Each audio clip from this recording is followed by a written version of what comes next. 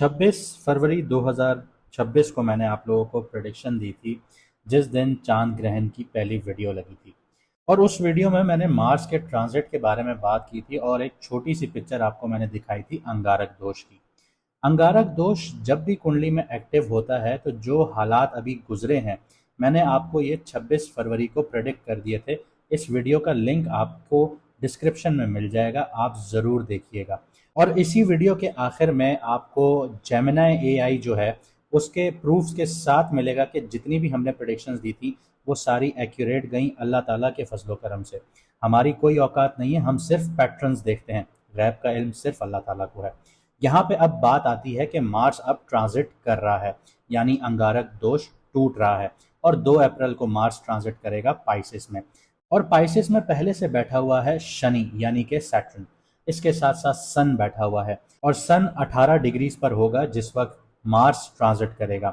इसके अलावा 11 अप्रैल को मरकरी भी ट्रांजिट करके पाइसेस में कंजंक्शन करेगा सैटर्न मार्स के साथ और सन के साथ। अब जैसे मैंने आपको जो वीडियो का हवाला दिया उसमें मैंने मरकरी रेट्रोग्रेड होने की भी बात की थी, तो उसी वीडियो में मैंने ये भी बताया था कि जो मुआहदे होंगे, इंटरनेशनल ट्रीटीज होंगी या डिप्लोमेटिक चैनल्स एक्टिव होंगे वो फेल होते हुए नजर आएंगे, टूटते हुए नजर आएंगे। ये मरकरी की पावर थी, मरकरी रेट्रोग्रेड था। अब मरकरी डायरेक्ट है, पाइसेस में कंजंक्शन कर रहा है। यहाँ पर अब मार्स को हम देखेंगे कि मार्स आपके लिए क्या इम्पैक्ट लेकर आएगा।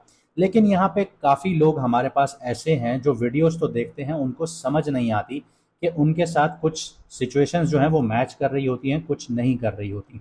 तो उनको उनका मून साइन नहीं पता होता। और मून साइन अगर आपको आपका नहीं पता तो एस्ट्रोलॉजी में आप किसी की भी वीडियोस देखेंगे अपने सन साइन को एरीज काउंट करके, टॉरस काउंट करके, जेमिनाई काउंट करके या कोई भी, तो वो आपके ऊपर रीडिंग पूरी नहीं बैठेगी। तो पूरी रीडिंग समझने के लिए आपको लाजमी पता होना चाहिए कि आपका मून साइन क्या है। और आप किसी भी एस्ट्रोलॉजर की वीडियो देखें तो मून साइन से देखें, ताकि उससे आपको पता चले कि जो करंट हालात चल रहे हैं वो आपके लिए कितने सूटेबल हैं और कितने नेगेटिव हैं, और वही वीडियो आपके ऊपर 110% एक्यूरेट बैठेगी।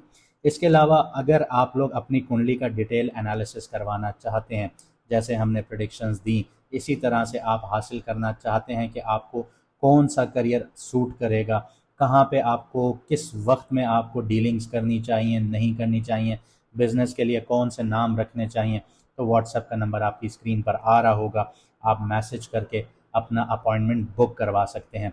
याद रहे कि अपॉइंटमेंट लिमिटेड होते हैं और हमारी फ़ीस अभी हमने डिस्काउंटेड रख दी है, तो जल्द से जल्द अपना अपॉइंटमेंट बुक करवाइए।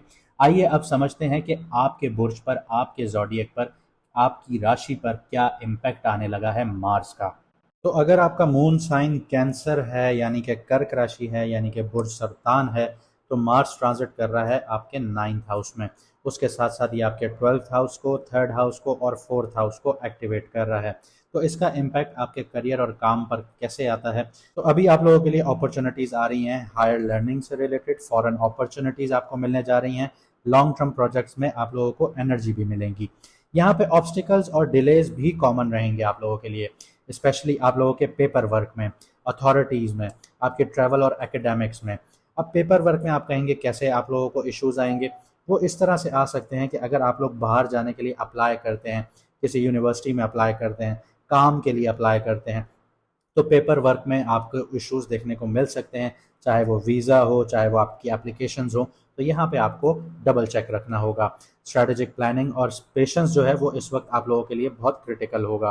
रैश मूव्स जितने भी हैं वो आप लोगों ने अवॉइड करना है, और इन चीज़ों को बहुत ज़्यादा मेंटली आप लोगों ने अपने दिमाग पर नहीं डालना, क्योंकि आप लोग बहुत सेंसिटिव होते हैं। इसके अलावा आप लोगों के फाइनेंसिस की बात करें तो हिडन एक्सपेंसेस और अनएक्सपेक्टेड फाइनेंशियल ऑब्लिगेशंस देखने को मिल सकती हैं। यहाँ पे आपको मुनाफे भी मिलेंगे, लेकिन वो सिर्फ और सिर्फ स्ट्रक्चर्ड एफर्ट्स के थ्रू मिलेंगे। लेकिन इम्पल्सिव इन्वेस्टमेंट्स या फिर रिस्क जो हैं वो आप लोगों ने अवॉइड करने हैं इस टाइम पीरियड में। यहाँ पे लॉन्ग टर्म प्लानिंग और रिसर्च जो है वो बहुत ज़्यादा इंपॉर्टेंट है। आगे बढ़ते हैं आपकी लव और रिलेशनशिप्स की तरफ, तो इमोशनल मिसअंडरस्टैंडिंग्स और सेंसिटिविटी बहुत हाई होती हुई नज़र आती है। डिस्टेंस या ट्रैवल रिलेटेड सेपरेशंस या फिर टेंशन्स देखने को मिल सकती हैं। इसके अलावा क्लियर कम्युनिकेशन और पेशेंस से मिसअंडरस्टैंडिंग्स आप लोगों ने अवॉइड करनी है। अब जो लोग मैरिड हैं या फिर पार्टनरशिप्स में हैं, तो ईगो क्लैशेस और टेंशन्स जो हैं वो आप लोगों के रिलेशनशिप में आ सकती हैं, स्पेशली फैमिली या फिर घर से रिलेटेड मैटर्स में।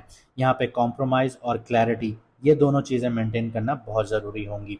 ट्रस्ट और इमोशनल ट्रांसपेरेंसी पर बहुत ज़्यादा फोकस रखिएगा और अपनी कम्युनिकेशन को क्लियर रखिएगा। इसके अलावा आपकी जो कम्युनिकेशन है वो थोड़ी सी हार्श भी होगी, तो इसको आपने बहुत ज़्यादा एहतियात से आपने यूटिलाइज़ करना है, क्योंकि आपका थर्ड हाउस यहाँ पे डैमेज है। हेल्थ की बात की जाए तो stress, anxiety, over thinking, sleep issues, ये बहुत ज़्यादा आपको देखने को मिलेंगे। साथ ही साथ आपकी एनर्जी बहुत ज़्यादा फ्लक्चुएट करेगी। ओवर एक्सर्शंस यहाँ पे आप लोगों ने अवॉइड करनी है। मेडिटेशंस कीजिए, लाइट एक्सरसाइजेस कीजिए, जर्नलिंग कीजिए, ये आपके लिए हेल्पफुल रहेंगी। अब मैं आपको कुछ प्रैक्टिकल एडवाइसेस दे देता हूँ कि जो आपको आगे काम आएंगी मार्स के ट्रांजिट में। तो सबसे पहले आप लोगों ने स्ट्रक्चर्ड प्लानिंग रखनी है।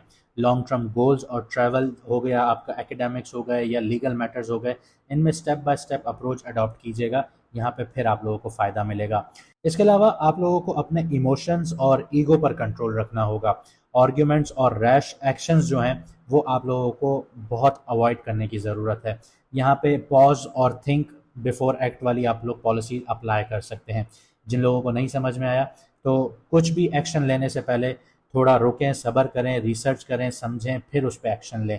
ये वाली पॉलिसी अप्लाई कीजिए तो आप लोगों के लिए यहाँ पे चीज़ें बेहतर होना शुरू होंगी। इसके अलावा कम्युनिकेशन का मैं आपको दोबारा बोलूँगा, इसमें मिसअंडरस्टैंडिंग्स आ सकती हैं। अपनी कम्युनिकेशन को डायरेक्ट और सिंपल रखिए और अपनी टोन में बहुत एक नरम लहजा लेकर आइए, क्योंकि आपकी कम्युनिकेशन यहाँ पे ख़राब हो सकती है। आगे बात करते हैं आपकी एनर्जी मैनेजमेंट की। तो मेडिटेशंस कीजिए, एक्सरसाइजेस कीजिए, जर्नलिंग कीजिए, या फिर इंट्रोस्पेक्शन से आप लोगों की जो रेस्टलेस मार्स की एनर्जीज़ हैं वो पॉजिटिव शिफ्ट कर सकती हैं आपके लिए। तो अगर आप यहाँ तक आ गए हैं तो वीडियो को लाइक शेयर ज़रूर कीजिएगा, कमेंट सेक्शन में अपनी राय ज़रूर बताइएगा। और अगर आप लोग हमारा लाइव सेशन ज्वाइन करना चाहेंगे तो उसके लिए आप लोग सब्सक्राइब और बेल आइकॉन ज़रूर दबाइए, ताकि जिस वक्त हम लाइव आएँ तो आपको नोटिफिकेशन मिल जाए और आप हमारे साथ लाइव में जुड़ सकें। मुझे दीजिए यहाँ से इजाज़त, मिलते हैं अगली वीडियो में सितारों के सफ़र पर।